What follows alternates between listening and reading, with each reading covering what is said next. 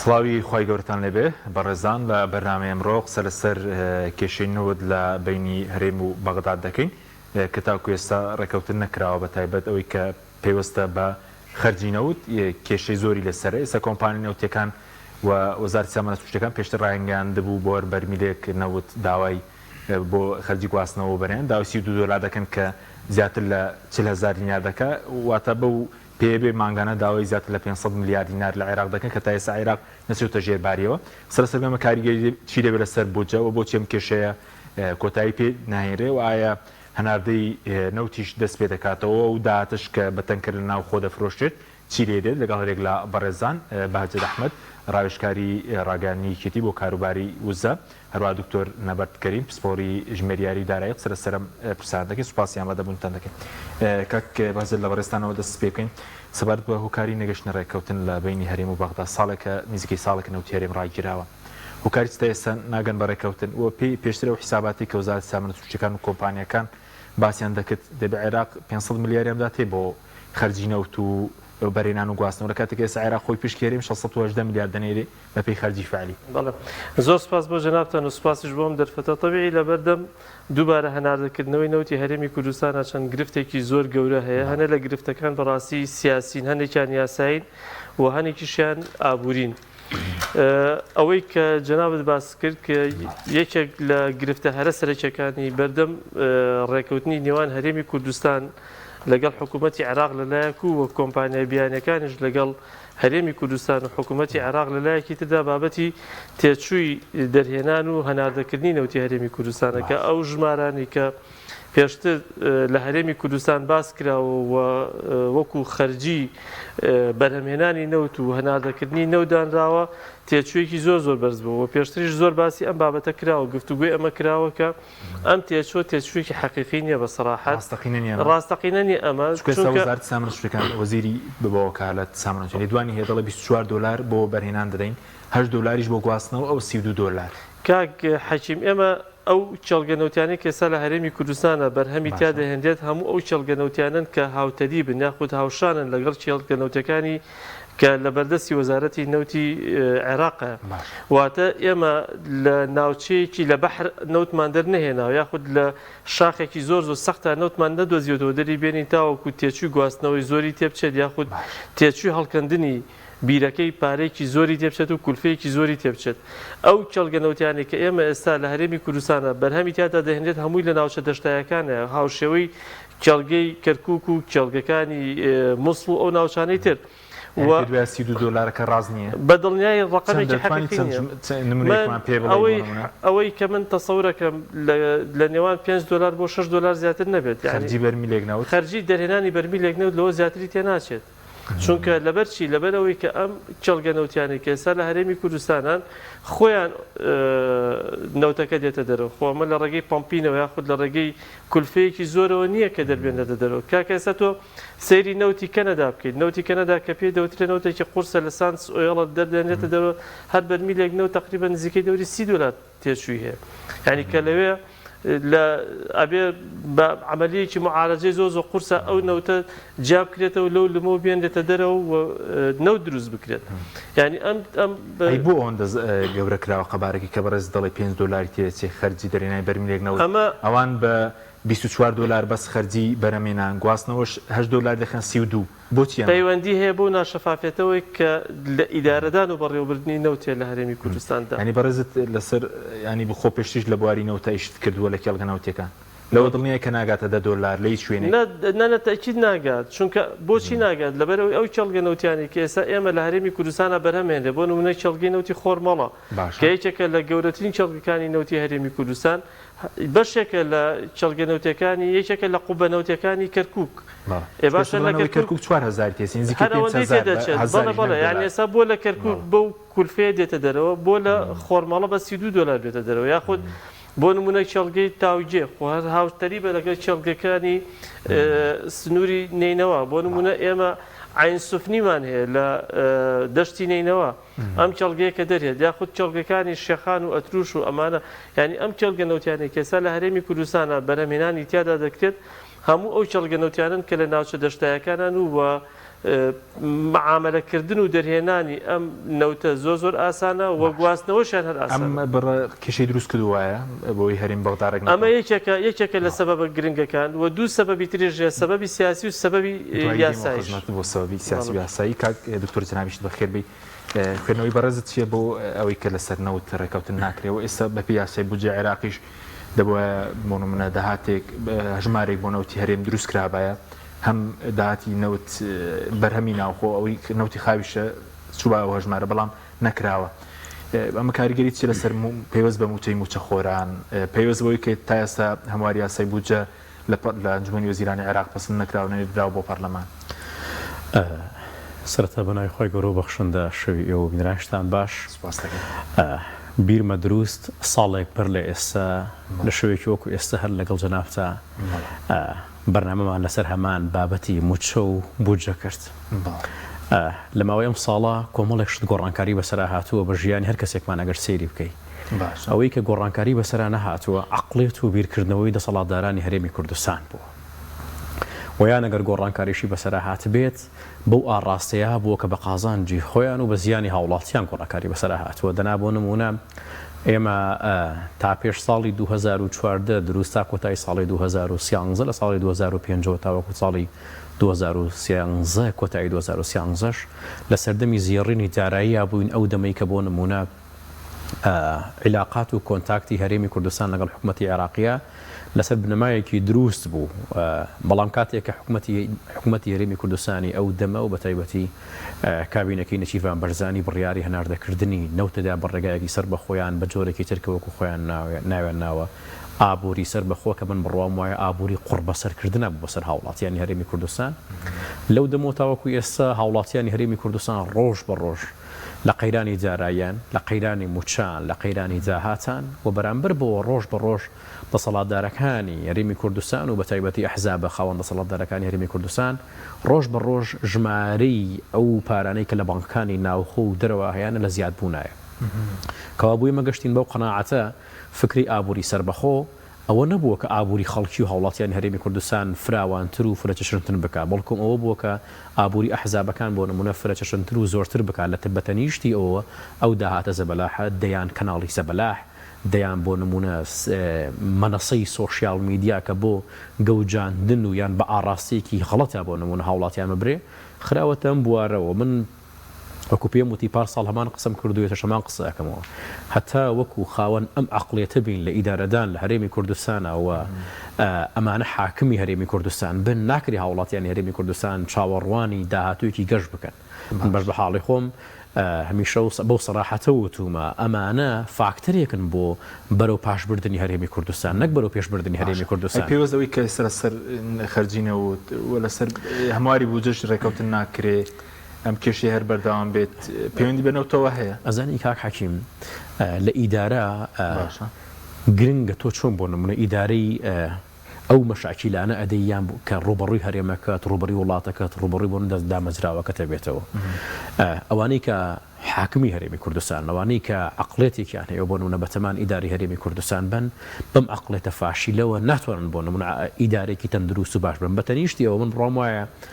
حکومەتی عێراق و حکومەتی هەرێمی کوردستان یان دەسەڵاتدارانی عێراقی و دەسەڵاتدارانی هەرێمی کوردستان ئەگەر لەسەر هەموو شتەکان ناکۆک بن لەسەر ئەوە کۆکن کە ئەم مەشاکیلانەوەکو خۆی بهێڵنێرەوە هەم بۆ نمونە بۆ جوڵاندنی شەقامی کوردی و هەم بۆ جوڵاندنی شەقامی عەرەبی سەرنجام ئەم دوو جیهەتە لە گەندەڵ و فاسیدە لە ڕووی دارایی و لە ڕووی سیاسی و لە ڕووی ئابووری و لە ڕووی هەموو ڕووەکانی ترەوە مستەفیدە بن لەوەی کە خطووکەی عەتفی بۆ نمونە لایانی عەرەبی و خطووکەی لایانی کوردی بن. باشە قسەکە لێرە ئەوەیە ئایا ئەم تاقمە لە دەسەڵاتدار لە هەرێمی کوردستان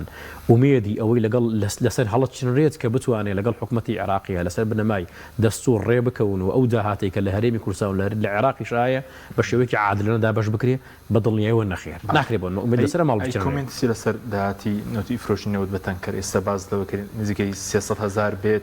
داهاتەکەیلانی کە مەگەردا بنێت 400 ملیارد دینارێک دەبێت ئەگەر نیوەشی بڵین بۆ حکوومەت بێت 200 ملیارێکی بۆ حکوومەت بێت نیوەی بۆ کۆمپانیەکان بێ. من لە ماوەکانی ڕابردووە قسەیەکم وتۆ ئێستاشی ڵێمەوە لە 25 سی 2023 باشە تاوەکو ئەمڕۆ ڕاگررتنی هەناردەکردنی نەوتی هەرێمی کوردستان تەنها بە قازانجی حکوومەت یاریمی کوردستان بوو. ئەو پێم سێرە خەڵکوا بیرەکاتەوە کە نەوتی یاریمی کوردستان ڕاگیرا و حکوومەت یاریمی کوردستان زیانی بوو. نەخێر حکوومەت یاریمی کوردستان لە ماوەی یانزەمانی ڕابردووە نەوتی بە قاچاق فرۆشتووە، بە تەنکەری فرۆشتووە، بە کۆمپانیای ناوخۆی فرۆشتووە و داهاتەکەشی ڕێک خودی بۆ حزب بوو نەک بۆ حکوومەت. چونکە لەم یانزەماوەی ڕابردووە حکوومەت یاریمی کوردستان هەموو مەسئولیاتی دابینکردنی موازنەی موچەی خستووە سەر حکوومەتی عێراقی کەوا بوو 1 دیناری لە فرۆشتنی نەوت لە 25 سیەوە تا وەکو سیانزەی 2024 لە نزیکی ئەم ساڵا حکوومەتی یاریمی کوردستان ئەو فرۆشتنە نەوتەی کە بە قاچاق و بە تەنکەرەکان بۆ ناوخۆ بۆ دەرەوە ئەی فرۆشیێت کە ڕۆژانە ئاخرکا کەزانانی ئەمە شتێکی شاراوە نییە. ڕۆژانە ئێمە بەڕز تەنکەرەکانە بینین کە بۆ مەرزەکان و بۆ نمونە بۆ ئەو شوێنانە کاڕوان کە نەوتەکان دەرئێنن و ئەیفرۆشنیش. و مشکلەکە لێرە ئەوەیە لە ماوەکانی ڕابردووە نەوت یاریمی کوردستان کە ئەفرۆشرا ئەخرایە بەشێکی خرای خزمەتی دابینکردنی موچەوە.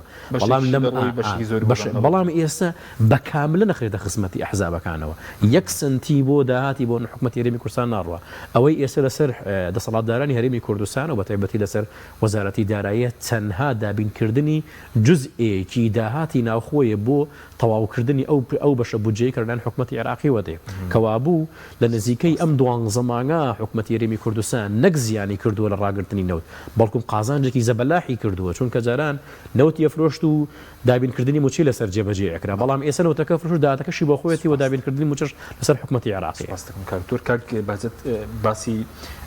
کێشی خەرجی نەوتت کرد باسی وت کرد کە هۆکاری سیاسی و یاساییش لە بەردەم هەناردەکردنەوەی نەوت هەرێم چونکە ماوەیەکی زۆرە و نزیکەی ساڵێکە نەوت ڕاگیرەوە دەڵێن ئەمڕۆنان نزیکە دەستپێکردنەوەی کاک حەکیمەن لە ساڵی ڕابردوو ژوتومە و ئێستا شتێکی دەکەمەوە هەناردەکردنەوەی نەوتی هەرێمی کوردستان بابەتێکی ئاسان نییە و پار ساڵیش دوای نزیکەی ساڵێک بە دوای نزیکەی ساڵێکیش من پێشبینیەکەم زیاتریش بخایەنێت ئەم بابەتە ینی هەناردەکردنەوەی هەرێمی کوردستان چونکە هەرێمی کوردستان وەکووتم دوو کێشەی تر سەر ڕێی ئابوووریەکە دوو کێشەی تری سیاسی و یاسایشی لە بەردەما هەیە. یەکێ لە کێشە هەرە گەورە یاسایەکانی بەردەم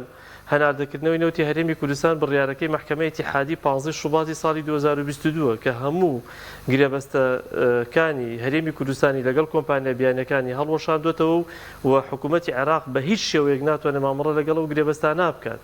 کە مامەڕە ناتوانێت لەگەڵ ئەم گرێبەستانەدا بکات ئەبێت جارێکی تر ئەبێت جا نەک هەموار بکرێتەوە ئەبێت جارێکی تر گرێبەستێکی تازە بکرێتەوە بە سیغەیەکی تازە بکرێتەوە لەگەڵ کۆمپانیا بیانەکان. ڕاستە کۆمپانیا بیانەکان ئەوەی کە من لە نزیکەوە ئاگدار بم نەرمیەکیان نواندۆ بۆم بابەتە بەڵام بەس تەنها داوای گرنتی چیان کرد و داوای گرنتی ئەو 1 ملیار دلاری کە لای حکوومەتی هەرێمی کوردستانە کە قەرزە وەکو قەرز لە لای حکوومەتی هەرێمی کوردستان و لەگەڵ ئەوەی کە زمانی ئەو حەقانان بکرێت چونکە ئێمە ناتوانین بیشارینەوە لە ناو گرێبەستەکانە یاخود لە دەرەوەی گرێبەستەکانی شار لە کاتی بەڕێوەبردننی مەلەفی نەوتە امتیازێکی زۆر دراوە بە کۆمپانیا بیانەکان پارێکی زۆر دراون ئەتوانم بڵم فێر کراون لەسەر قازانجێکی زۆر لەسەر داهاتێکی زۆر ئێستا کۆمپانیا بیانەکان بەڕاستی بەکەم ڕازی نابن شەڕی ئەو داهاتە زۆرە ئەکەن یعنی ئەمە یەکێکە لە گرفتە گەورەکانی بەردەم وەکو لایەنە یاسایەکەن و گرفتێکی تری گەورەش کاک حەکیم بابەتی یاسای نەوت و غازی ئیتیحادیە کە تاوەکو ئێستا دەرنەچووە تاوەکو ئێستا هەرێمی کوردستان و حکوومەتی عێراق لەلایەک و لایەنە شیعە و لایەنە سونەکانی کە پێکێنەری حکوومەتی عێراقن نەگەیشتونەتە سیغەیەک بۆ ڕێکەوتن لەسەر یاسای نەوت و غازی ئیتیحادی چکە ئەگەر بێت و هەرێمی کوردستان لە چوارچێوەی ئەم مەنزومە یاسایی کە ئێستا لە ئیدارەی مەلەفی نەوتەکان لە عێراقا بێت و مامەڵە لەگەڵ حکوومەتی عێراقدا بکات و بەم شێوێ بچێتە چوارچێوەی ئەو یاسایانە و هەرێمی کوردستان تەواو زەرەرەکات مەلەفی نەوتی بە تەواوەتی لە بندەست دەرەچێت بۆچی یاسای نەوت و غاز دەربچێ وەزارەتی سامانە سروشتیەکانی هەرێم دەمێنێ بەپێی ئەو معلوماتانی کە هەیە لە هەرێمی کوردستانە چەند کۆمپانیایەک دامەزرێت چەند کۆمپانیایەک دامەزرێت و ئەو کۆمپانیانە ڕۆڵی وەزارەتی سامانە سروشتیەکان ئەیجێڕن و ئەم کۆمپانیانەوە پێشترش حکوومەتی عێراق بەڕاستی بە نووسرا و ئەم بابەتی ئاراستی حکوومەتی هەرێمی کوردستان کردو ئەبێ کۆمپانیایەک بێت کە ئەم کۆمپانیا ڕۆڵی وەزارەتی سامانە سروشتیەکان ببینێت و کاتە وەزارەتی سامانە سروشتیەکان ئەتوانم بڵێم ڕۆڵی نامێنێت ئێستا لەگەڵەوەی کە وەزارەتی سامانە سروشتیەکان لە هەرێم هەبێ ئەمان حکوومەتی عێراق تا ئێستا ئەوەی پێ باشە کە بکرێ بە کۆمپانیا بکرێ بە کۆمپانیا ینی کۆمپانیایەکی حکومی دروست بکرێت و ئەم کۆمپانیا ببێ بە جێگرەوەی وەزارەتی سامانە سروشتەکان و ئەو نووسراویشی کردو بۆم بابەتە حکوومەتی عێراق داوای لە هەرێمی کوردستان کردو بە ڕسمی و کێش یاسای نەوت و غاز ئەگەر بێت و هەرێمی کوردستان پێداگری نەکات لەسەر ئەوەی کە یاسای نەوت و غازی ئیتیحادی بچوێنرێت و بڕوات بەڕاستی هەرێمی کوردستان تووشی زەرورزیانی زۆر گەورە دەبێت لەبەر ئەوەی کە ئەو یاسانی کە ئێستا لە عێراقا سێکتەری نەوتی عێراقا بن بەڕێوە هەمووی مرکزین و بریتین لەو یاسایانە بریتە لە قانونی IPC کۆمپانیای نەوتی نیشتیمانی عێراق و کە لە دوای تەمیمی نەوتی عێراق ئەو قانونە بۆ کۆمپانیا دەرچووە کە زۆر بە شێوەیەکی مرکزی مامەڵاکە یەکێک لە بڕگەکانی قانونەکە ئەوەیە کە دەڵێ ڕێگرە لەوەی کە جگە لە عقودی خدمە حکوومەتی عێراق بووی نییە هیچ عقدێکی تر لەگەڵ هیچ کۆمپانیایەکی تر پێیانی هیچ مۆدلێکی تری عقد هەڵبژێرێت ئەمەی لە هەرێمی کوردستانیش هەیە مشارەکە یعنی ناگونجە لەگەڵ ئەو یاسایەدا باش بەزوو هۆکاری سیاسی شەیە هۆکارە سیاسەکان بەڵێ هۆکارە سیاسەکان بریتێ لەو کێشمە سیاسیانی کە لە بینی عێراق و لە بینی تورکیادا هەیە کە ئێستا هەیە و تورکیا ئێمە بینیمان لە پار ساڵە کە عێراق لە دۆخێکی سەختی قەرەبۆکەی نەداوە هەتاوە کوێسا قەرەبۆکەی نەداوە 471 میلیارد بلیۆن دۆلارە هەتاوە کوێستا ئەوەی نەداوە و ئامادەش نیە هەتاوە کوێستا بیدات و حکوومەتی تورکیا داوای ئەوە دەکات کە ئەو ئیمتیازاتان ئەو ئیمتیازە زۆرانی ئەو قانزاجە زۆری کە کۆمپانیا تورکیەکان و حکوومەتی تورکیاش خۆی بە کردوێتی ئەوەی دەست بکەوێتەوە جارێکە حکوومەتی عێراقیش ئەوەی نەچۆتە ژێرباری ئەم بابەتە و حکوومەتی عێراق لە پار ساڵەوە لە مانگی حوتەوە سیاسەتی کارکردنی نەوتی خۆی لە عێراقا گۆڕی یعنی هەموو نەوتی عێراق هەناردەکردنی نەوتی عێراقی ئاراستەی کەناڵە لە ڕێگەی کەناڵە ئاوەکانی عێراق لە بەسڕەوە هەمووی کردووە لە سەتا شەستی نەوتی عێراقش کە هەناردە ئەکرێ بۆ دەرەوە ئەچێ بۆ وڵاتە ئاسیایەکان بۆ چینە بۆ هەندستانە بۆ کۆریا بۆ ئەم وڵاتانە دەڕوات لە سەتا 25شی دەنێرێت بۆ ئەوروپا لە سەتا 15 دەنێرێت بۆ ئەمریکا یعنی هیچ پێویستێکی بەوە نییە کە بۆ نمونە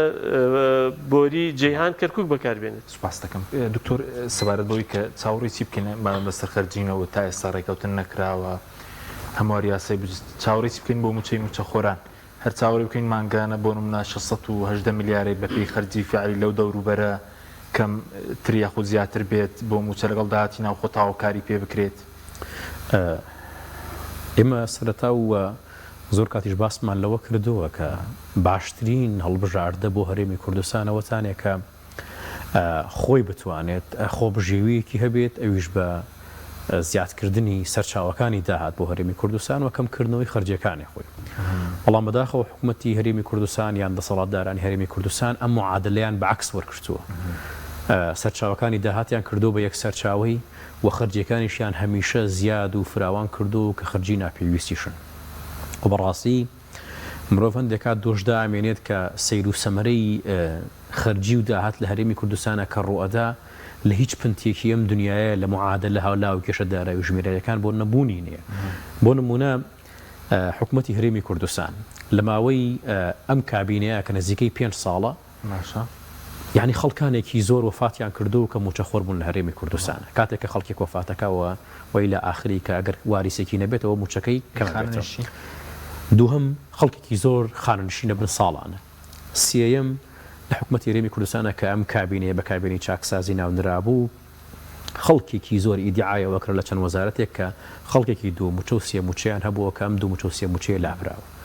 چوارەم نەسری وەزارەتەکان کەم کراوەتەوە پێنجەم موچەی لە باڵەکان کەم کراوەتەوە سەیریکە تەواوی وا شەشەم تەرفیعات بە هیچ شێوەیەک لە حکوومەتی هەرێمی کوردستان بۆ فەرمانبەرانی مەدەنی بوونی نەبوو زانی کاک حەکیم لەم شەش معادلەیە هەشەشی هۆکارە بۆ ئەوەی کە تۆ خەرجیت کەم بکرێتەوە وازحە بەڵام حکوومەتی هەرێمی کوردستان ئەم شەش هۆکاری جێبەجێ کردووە خەرجی کەم کردووەتەوە بەڵام بە ئەرقام سەیری داتاکانەکەی حکوومەتی هەرێمی کوردستان 100 ملیار موازنەی موچەی بەرز بووەتەوە لە ماوەی ئەم 4 ساڵە کە بە هەموو معادلەتەکانی دارایی ئەبووایە 100 ملیار کەمی بکردایە 100 ملیار زیادی بکردبایە کەوابوو هەتا وەکو ئەم عەقڵێتە ئیدارەی ئەم سێکتەرە خرجیە با بەم شێوازە ساڵانە بۆ نێن 2 ساڵجارێک 100 ملیار تۆ داهات بەرز بکەیتەوە ناکرێ بۆ نمونە چاوەڕێ ئەوە بکەیت کە ئەم حکومەتە بتوانێت ئەگەر لەلایەن بەغدادەوە بۆ نمونە ئەم داهاتەیان ئەم خەرجیە بۆ نەیە ئەم حکومەتە بتوانێت ئەم خەرجیە دابین بکە کەوا بوو باش بەس لیستی موچیان پاک کردەوە کە بەڕێز دەڵی چکێسە زۆر چەندە بە وەکو نوکتە باسی شەریف ناوێت دەکرێت چەندەوە دروست کراوە بەس بە پێی یاسای چاکسازی بێت خۆ دەبووە لیستی موچە پاک بکرێتەوە پاکرایەوەشە من بڕوان بۆ نییە کە ئەو بابەتە پاکرابێتەوە چونکە لە سەرەتایی دەستپێکی قانونی یان ئەو بابەتە بوو کە سیستەمی بایۆمەتری لە هەرێمی کوردستانە پەیڕۆ بکرێ من لەو دەما لە چەندین دیدار و تەلەڤیزیۆن و باسم لەوە کردووە کە ئەمە سەرەتایەکی کارەساتە بۆ ئەوەی تەواوی نایاسایەکانیش بکرێ بە یاسایی هەر بۆ خۆی سیستەمی بایۆمەتری بۆ ئەو بوو کە موچە بندیوارەکانیش بکرێ بە یاسایی ئێستا بۆ نمە سەیری بکە کورە شەرمەیە بۆ حکومەتی هەرێمی کوردستان شوورەیە بۆ وەزارەتی دارایی پرۆژەی هەژماری من دروستەکات و وەسیە بانکی ئەهلی سەر پشکەکە بۆ دابینکردنی موچە خۆران ێ باشە بە 5 بانک کاکە بوون بە 5 بانک ێ باشە جێیشێک لە بانکەکانی وەزارەتی دارایی و حکومەتی هەرێمی کوردستان جێیشێک لە فەرمانبەرمانەی شوکارە نەبێ بچی دکتۆر ئێستا باسی 93 بانک دەکرێت بانکی حکومی یەکەوە نەبەستراونەتەوە ئەزانی کاک حەکیم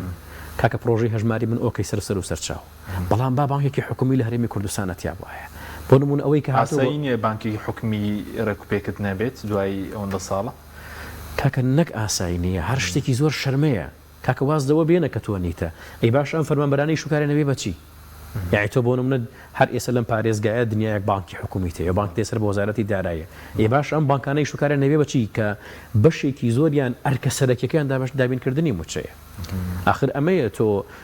ئەگەی بۆ قەناعەتەی کە هیچ ئومێدێک هیچ ئاسۆیەک نییە بۆ ئەقڵێتی کە تۆ چاوەڕوان بکەی کە ئەم ئەقلێتە بتوانێت ئیداری ساڵێکی تربایان ڤژنێکیان ئایدیەیەکی هەبێ کە داهاتوی ئەم ملەتە لە ڕووی داهاتەوە زەمانەت کراوە بێ و ئیشکەلەتەکەوەتانێتەوە حکومەتی عێراقیش زۆر لەمانە باشتر نییە کە ئینسان ئومێتی لە تەڵەژنێ دەنا بۆ نمونە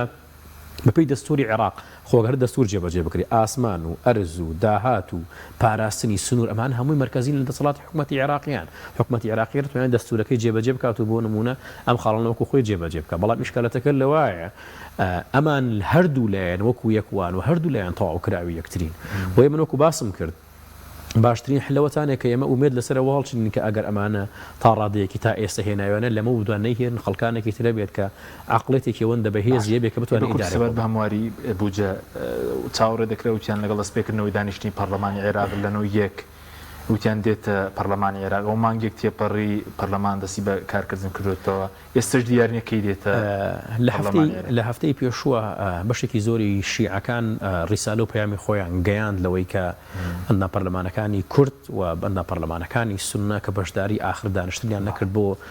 وەدەرنانی هێزە بیانەکان بە تایبەتی ئەمریکا لە عێراقا و بەشێکی زۆری پەرلەمانتارەکان و بەڕاستی جێگای ناومێدیە بەشێکیان کە پەیوەندیدارن بە لیژنەی داراییەوە کە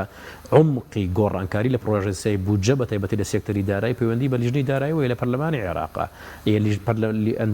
بەشێکی ئەندام پەرلەمانانی لیژنەی دارایی بە هەڕەشەیەکی زۆرەوە هەڕەشیان لە حکومەتی هەرێمی کوردستان و وڵاتانی هەرێمی کوردستان کرد کە هیچ کاتێک ئامادەنین بۆ تعدیلی موازنە لە هەرێمی کوردستان دوا دەکەوێت ینی جاری دیار بەدڵنیاوێت واکە سوپاس دەکەم کاک بەچێت سەبارەت بە قازانجی کۆمپانیەکان DNOی نەرویجی راپۆرتێکی بڵاو کردوەوە دەڵێ 218 ملیاریان قازانج کردووە لە 2023 ئەو بزانام لە 167 لە هەرێم بووە کە دەکاتە 150 سنووری 150 ملیارێک اینی چۆن لە کاتێکانەوت وەستاوە کۆمپانیەکان هەر بەردەوام لە قازانج وڵای کاکە حەکیم بن ئەوە لە ئەکاونتی خۆشم لە فەیسبوک شتێکم لەسەری نووسی و بڵاوم کردەوە ئەوە بەڕاستی تاڵان فرۆشیە کە لە نەوتی هەرێمی کوردستانەکە DNO کردوێتی یعنی ئەگەر کۆمپانیای DNO لە وڵاتەکەی خۆی دابووایە ڕێگەیان پێ نەدەدا بەڕاستی بەو شێوەیە ینی لە راپۆرتەکەی داهاتوە لێمە نەوت بە $30 دەفرۆشین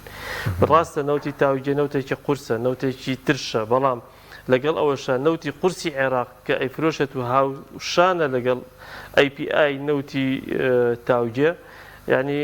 لە هیچ کاتێکە لە $70 کەمتر نەفرۆشراوە یعنی ئێستا خێرە ئەم دانیشە بە $30 هەڕاجێکات و ئەیفرۆشێەوە قازانجیان کردووەوان ئەوان قازاجیان کردووە بۆچی قازاجیان کردووە لەبەرەوەی پارەیەکی زۆریان بە کاش دەست کەوتووە ینی لە نەتیجەی ئەم فرۆشتنی نەوتەکە بەرمیلی نەوتیان ناوە بە $30 قانزاجێکی زۆران دەستکەوتەوە بەڵام لە ئەنجامدا کێ زیانی زۆری بەرکەوتووە خەڵکی کوردستان زیانی زۆری بەرکەوتووە لە زاخۆ هەتاوەکو خانەقین لەبەروی ئەو نەوتە مڵکی خەڵکی کوردستانە مڵکی تاک بە تاکی خەڵکی کوردستانە و ئەم نەوتە بە پێی علمی ژیۆلۆژیا 500 ساڵی ئەوێ دەتاوەکو دروستە بێتەوە یعنی منطقی تیادا نیە تۆ دانیشتی بەرمیلێک نەوت بیدێ بە $30 یعنی ڕێگە ببیت و دەست شلکەی بۆ ئەوی کە کۆمپانیایەکی بیانی دانیشێت بە $30 بەرمیلی نەوتی تۆ بفرۆشێت ئەمە کارەساتە کە ناو خۆ دەفرۆشێ خۆی کاریگەرێکی نەبوو لەسەر ڕێزانکردنی بانزین لەسەر نەوتی سپی ئەی چی لێ دێ و نەوتەکە لە ناو خۆ دەیفرۆشن بە $30 کاک ئەوە یەکێکە لە پرسیارە جدیەکان بەسەراحەت تاوەکو ئێستا وەزارەتی دارایی هەرێمی کوردستان بە هیچ شێوەیەک هیچ راپۆرتێکی نییە هیچ بەیاننامەیەکی نییە واز لە سامانە سروشتەکان بێنە تۆ وەزارەتی دارایی کە باسی ئەوە دەکات کە چەندێک داهاتی دەستکەوتووە لە داهاتی نەوتی نانەوتی چەندێکی دەستکەوتووە پارێژەوە و راپۆرتێکی خۆی بڵاو کردووە لەو بابەت یعنی تا ئێستا وەزارەتی دارایی هەرێمی کوردستان هیچ بەیاننامەیەک لەسەر زاری بەرپرسەکانیان وەزیری دارایی یاخود بەڕێوەبەری گشتی بودجە ئەمانە هیچ ژمێریاری عفو یعنی هیچ هینێکیان نییە هیچ تەسریحێکیان نییە کە بڵێ $1 لە پارەی ئەو نەوتە هاتوۆتە خەزیێنەی حکوومەتی هەرێمی کوردستانەوە باشە بەس ئەو زانایە لای بەڕێستا ئێستا بەرەمێنانی نەوتێرم چەندە چەندی بەتەنکەر دەفرۆشترێ هەرێمی کوردستان بەپێی ئەو داتانەی کە کۆمپانیەکان بڵاوی دەکەنەوە کە بە بەردەوامیش راپۆرتی تریش بڵاو دەکرێتەوە پارێژ بڵاویان کردێتەوە ئاستی بەرەمێنان لە هەرێمی کوردستان ئەچێتە نزیکەی 300,000 بەرمیل 300,000 ئەجێتە نزیکەی 300,000 بەرمیل و ئەم 300,000 بەرمیلە بەڕاستی ئیتر داهاتەکەی چۆن مامەڵێت تا ئێستا وەزارەتی دارایی هیچ راپۆرتێکی نییە هیچ زانیاریێکی نییە لە تورکیا بۆ ئێران ناڕۆت نەخێر بەس ئەوەی کە دەڕوات لێرەوە دەڕوات ئەوە سەیری کە ئێمە مادەی کۆندسیێت هەیە کە هی کۆمپانیای داناغاز ئەیفرۆشێت کێسا بەشێکی دەڕوات و لەگەڵ نەوتی ڕەشیشە چکە نەوتی ڕەش و نەوتی خاو کرود جیاوازن لە یەکتری نەوتی ڕەش دەڕوات بۆ ئێران قیر دەڕوات بۆ ئێران ئەم بابەتانە دەڕوات بەڵام وەکو کرود ناڕوات وەکو کرود ناڕوات ئەوەی کە هەیە وەکو کۆمپانیەکانیش خۆیان باسییان کردووە لە ڕێک بەتەنکەری نێر ئەو زانێرە دروستێنی جگە لە نەوتی ناوخۆ کە باسی 300,000 دەکرێت باسی 25,000 نەوتی ڕۆژاوەش دەکرێت بەتەنکەر بێتە هەرێم ئەوە دروستە ئەوە هەبوو پێشتر ئێستا نەماوە ئێستا من هیچ معلوماتێکم نییە کە تازە هەبێ بەڵام پێشتر هەبوو دەهات دەدرا بە پاڵاوگەیەکی ناوخۆیی لە هەرێمی کوردستان و بە سعری نیوەی برند وا ڕێکەوتبوون بە سعری نیوەی برند چەندێکە ڕۆژانە بەپێی سعری برند بە نیوە ئەو نرخەلیان بەس بۆچی ئەم کە نەوت کە لە ناوخۆ مادەم دەفرۆشی بۆچی کاریگەری لەسەر بانزین لەسەر سوتەمەنی لەسەر نەوتی سپی پێوەستە بەچی مادام هەنار لە ڕێی بۆریەوە هەناردەناکرێت لە سنووری پارێزگای هەولێر و دوهۆک ئەوان هینێکیان هەیە بانزینێکی وەزارەتی سامانە سروشتەکانیان هێوازن بە 690 دینارە شتێکی وایە تەوزیعەکەن بەڵام لێرە نەبیستوە هەبێت لە سنووری پارێزگای سلێمانی ئەمە بەڕاستی قەتاوەکو ئێستا وەکوی نەوتە سپیەکەیش بەڕاستی هیچ شینێکی نییە هیچ کاریگەریەکی نەبوو هیچ شتێکی نەبوو و داهاتەکەشی دیار نییە و نەوتەکە خۆشی دیار نییە کە چی لە بەسەر سوپاس دەکەم کاک دکتۆر نەبەرد سەبارەت بە قەرز سێمەوەدا چوونێکمان کردبوو تقریبان ئەو قەرزێک کە لەسەر هەرێمە چۆکو قەرزی موچەخۆران بێ چۆکو قەرزێک کە لە بانکەکانی عێراق بێ چۆکو قەرزی پێشوەختی کۆمپانیەکان بێ سی بەرز بۆ تۆ بۆ 36 ملیار دلار هۆکاری سەرای فرۆشتنی نەوە ینی ئەم قەرزت بێتە سەر و ئەم کێشێت تا ئێستش کە چارەسەر نەکرێت دەتوانرێت ئەم قەرزانەش بێتەوە لە داهاتوودا بارگەانی زیاتر دروست ناکات ئەمە دیسانەمانگەڕێنێتەوە بۆ هەمان بابەت خۆ بۆ نمونە ئێمە لە ساڵی 2014 حکوومەتی هەرێمی کوردستان موازنەی لە حکوومەتی عێراقی و نزیکەی 12 ملیار دلاری ئەمریکی بۆ ئەهات و خاوەنی 12 دیناری قەرز نەبوو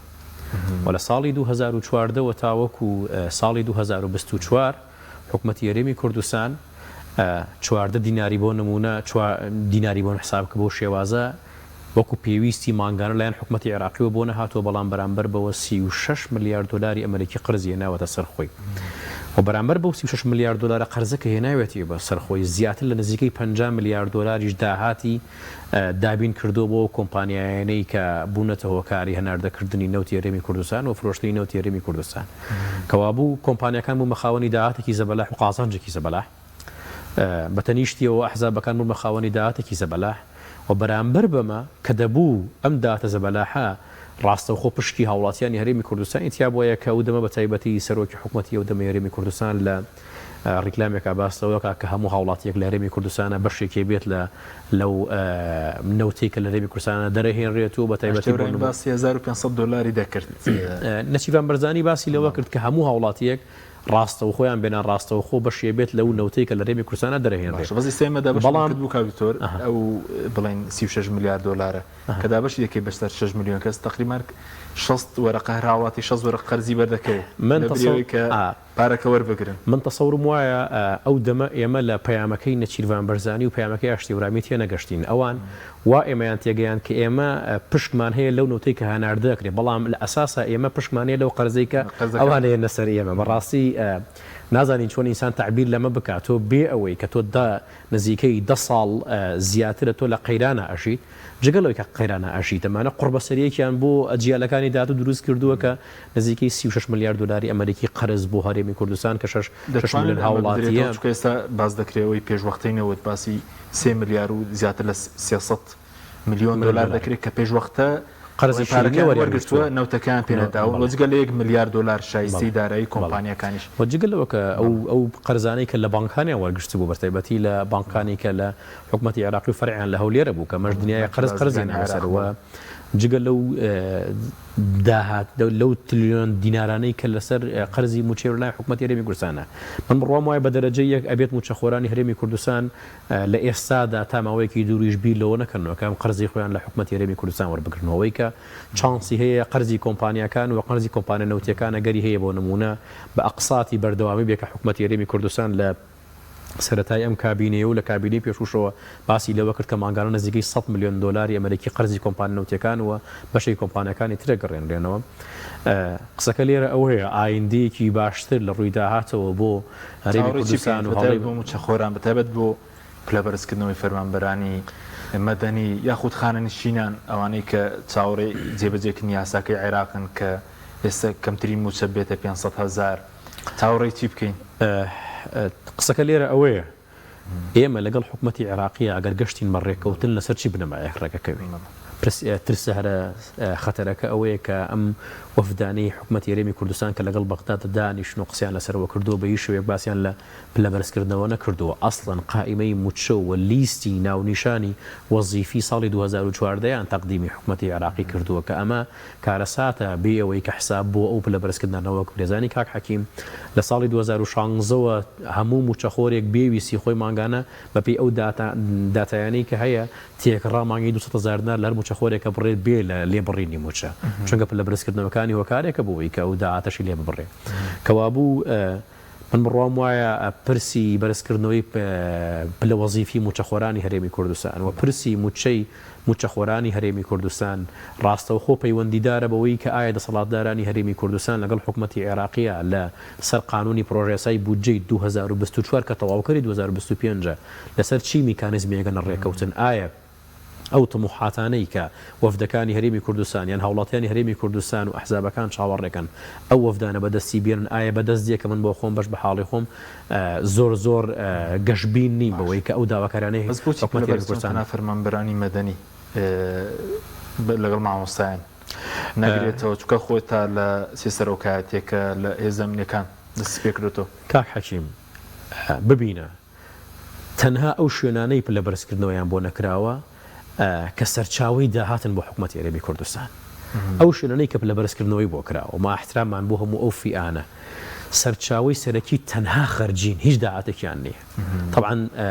سلکی سەربازی بە هەموو فیئەکانیەوە لە هەموو موازنەی هەموو عالم ئەمە بەس سلکێکی خەرجین یعنی بەس خەرجیانەوێ و تەواوی ئەو سلکانەی تری سەرۆکایەتی هەرێم و دادگاکان سەیری کە ئەمانە سەرچاوی سەرەکی خەرجیە زەبەلاحەکانی حکوومەتی هەرێمی کوردستان بەرامبەر بەوە سەرچاوی داهاتە نەنەوتی زەبەلاحەکانی هەرێمی کوردستان پلەبەرزکردنەوەیان بۆ ناکرێزانی بۆ نمونە ئەم چوار پارێزگایی لە هەرێمی کوردستانە ڕێک دوو بەقات 15 پارێزگاکەی حکوومەتی عێراقی داهاتی نەنەوتیان هەیە بۆ حکوومەتی هەرێمی کوردستان داهاتی نەنەوتی لە حکوومەتی عێراقیە لە تەواوی 15 پارێزگاکە زۆر کەمترە لەسەر زیادکردنی بازەکە لە سەراوەتیان قسەیەک لەسەر باجەکان من بڕام وایە بەشێکی هەرە زۆری ئەم باجانەی کە لە حکوومەتی هەرێمی کوردستانە سەپێنراون و نەک بە بڕای من بڕای حکوومەتی هەرێمی کوردستان و پەرلەمانیش ئەم باجانە ئستنادیان پشت بەستراوە بە ڕێنمایی کە ڕێنمایی کە ئستنادی قانون نەبوو ئۆتۆماتیکیان باتڵە بێ بۆ نمونە سەیری کە کری ئاو کری کارەبا بۆ نمونە ئەو ڕسوماتانەی کە لە دایری هاتوچوو هەیە ئەو ڕسوماتانەی کە لە وەزارەتی خوێندنی باڵا هەیە بەشێکی زۆری تەواوی ئەم ڕسوماتانە هەمویان ڕێنماین خۆ هەر بێت و قانونی موازنەی 2024 حکوومەتی عێراقی جێبەجێ بکرێت تەواوی ئەم ڕسوماتانە بێ هەڵبژێتەوە ئەم باجانە هەڵبژێتەوە چونکە ئەم باج لە ڕێگەی پرۆژەسایی بودجەی حکوومەتی عێراقی وەدائەنرێ بێ پەرلەمانی عێراق ئەو باجەیە جێ بکاتونە ناو مەشروعی موازنە و دەنگی لەسەر بدەن بە کورتی سەوارد بە قەرزەکان چاوەڕێ بوون منە هاوڵاتی ئەوەی کە قەرزداری حکوومەتی وەکو پێشینە وەکو بڵێن کارەباەوە لە قەرزی موچە ببدرێت مەقاسەیەک بگرێت چاوەڕێەوە بکرێت چونکە هەندێک لە هاوڵاتیان کە پێشتر ڕێنمایەکی شێ بۆ وەرگرتنەوەی بۆ ڕاگررتنی وەرگرتنەوەی پێشین ئێستا بەشێکیان بە زۆر پێشینیان لێ وەردەگیرێتەوە چەندە بڕیارێک درابوو پڕۆژەی هەژماری من سەرەتایەکە بۆ ئەوەی مستحقاتی حکوومەتی هەرێمی کوردستان لە موچەی هاوڵاتیانی هەرێمی کوردستان لە ڕێگەی پرۆژەی هەژماری منەوە ببڕێ بۆ ئەوەیە یعنی بۆ نمونە تۆ موچەخۆرێکی پرۆژەی هەژماری منت کردو ئەم مانگە مەعاشەکەت ملیۆنێکەوە تۆ بڕۆی لە بانک ڕای بکەشی کەچی سێدەکەی 400,000 و 600,000 بڕاوەتە بەر قەرزەکانی حکوومەتی هەرێمی کوردستان ئاستەکەم کاک بەچێت سەبارەت بە چارەنووسی نەوت بەس نامەیەکی ژۆزامی هەبوو کۆمپانە نەوتیەکان بۆ کۆنگرێسی ئەمریکی ئەوە دروستە کە دەڵێن ئەوان 10 میلیارد دلار لە نەوتی هەرێم وەبەرهێنانیان کردووە چونکە ئێستا ئامارەکان دەڵێن سەروی 40 میلیارد دلار بۆ کۆمپانیەکان ڕۆشتووە لە هەرێم لە بواری نەوتە کاک حەشی ئەوە پێنی خۆیان ینی داتای خۆیان فەرمی خۆیانە نامی فەرمی خۆیانە کە نردوێنە بۆ کۆنگرێسی ئەمریکی 8 کۆمپانیا لە ئەپیکۆرە کە باسییان کردو کە ئاڵە نزیکەی 10 میلیارد و ئەمێنێتەوە تقریبا نزیکەی 3 بۆ 4 کۆمپانیای تر یاری بەهار هەمووی ئەوی کە لە هەرێمی کوردستانە بەپێ ئەو داتانی کە هەیە نزیکەی دەوری 12 بۆ 13 میلیارد دلار وەبەرهێنان کراوە ئەوە نان وەبەرهێنان کردو لەوە زیاتر نەکراوە بەڵام ئێستا گەر ئێمە بەڵام ئەگەر ئێمە ئێستا سەیری هەتاوەکو داتاکانی کۆمپانیای دیلۆیت کەین کە لە ساڵی 2007 ئەمانەوە دەستیان پێکردووە و پێشتریش لە 2014 بەپێ ئەو داتانەی کە حکوومەت هەرێمی کوردستان خۆی بڵاوی کردەوە نزیکەی ملیارێک و 500 ملیۆن بەرمیل لە هەرێمی کوردستان بە بۆری ڕۆیوە بە بۆری ڕۆیوە پێشتریش بە تەنکەر و بە کۆمەڵە شت هەناردەکردنی نەوتە بۆ ڕۆیشتوان نێتوانی بڵێن زیاترە بەڵام ئەوەی کە هەیە ملیارێک و 500 ملیۆن بەرمیل ئەم ملیار و 500 ملیۆن بەرمیل لە ئەگەر هاتوو تۆ بە معدلی پارەیەکیش حسابی بکەیت لە 50 دلاریش بێت سەر و 70 میلیارد دلارەکەات ئەوە دەفرۆشتا و لەگەڵ ئەوەشتا کە ئێمە دەبینین کۆمپانیا بیانیەکان بە بەردەوامی لە 157 کۆی داهاتی نەوتی هەرێمی کوردستانیان بۆ ڕۆیشتووە نزیکی ئەوەنان قازاجیان کردووە پارێکی زۆریان بۆ ڕۆیشتووە بەپێ ئەو داتایانە بێت کە ئەوانە بڵاوی دەکەنەوە بەپێی داتاکانی کۆمپانیای دیلۆیت و ئەوەی حکوومەت هەرێمی کوردستان بێت هەرێمی کوردستان هیچ قەرزاری بودجەی یاخود تێچووی نەوتی هەرێمی کوردستانەوە هەمووی گەڕێراوەتەوە بۆ کۆمپانیا بیانیەکان و ئەوەشی کە ئەم ڕقەمانە باسەکرێت کە 30 میلیار و 32 میلیار و هەر جارێ ڕقەمە بن بەش بە حاڵی خۆم قەناعەتم پێی نییە چکەوری دوانی فەرمی حکوومەت بۆ نمونە ئامانجە ڕەحیم لە کۆبنەوەیەکی پەرلەمانی کوردستان لە 2021 کە دەڵێ قەرزەکان 31 میلیارد دلارە دواییش مەسەلەن ئەم ساڵیش قەرزی موچەخۆرانیاتە سەر 3 تریلیۆن لە بەغداوە هاتووە ئەوەی کاگاماش کە باسی کرد من خۆشم گوێم لێ بوو باسی کرد باسی ئەوەندەی کردوتی ئەوە بە تێکڕایە ئەوە بە تێکڕایە ینی قەرزی نەخێت تایبەت نییە بنەوت ئەو بڵێن قەرزی کۆمپانیای مقاولاتی کوردستانە ئەو قەرزی کۆمپانیەکانی ترەکە لای حکوومەتی هەرێمە قەرزی موچەخۆرانە قەرزی کۆمپانیەکانی نەوتە ئەمانە هەر هەمووی ئەڵێ ئەکاتە تقریبن ئەو مەبلەغە بەڵام ئەوەی کۆمپانیەکان بە قەناعەتی من هەرێمی کوردستان قەرزاریان نییە چاوەڕی چی بکەین وەکو چارەنووسی نەوتی هەرێم زۆر بە کورتی کات هەرێمی کوردستان ئەبێت لەگەڵ حکوومەتی عێراقا بگەنە ڕێکەوتنێکی جددی لەسەر یاسای نەوت و غاز ئەگەر بێت و هەرێمی کوردستان لەسەر یاسای نەوت و غاز نەگەنێت ڕێکەوتن هەرێمی کوردستان تووشی زەرەرزیانێکی زۆر گەورەترە بێت سوپاسان دەکەم زۆر سوپاس بۆ بەڕێزان کاک بەهەجەت ئەحمەد و دکتۆر نەبەردکەریم سوپاسی ئامادەبوونتان دەکەم سوپاس بۆ جەناب سوپاس بۆ ببینەرانی بەڕێز سوپاس بە هاوکاران خواتان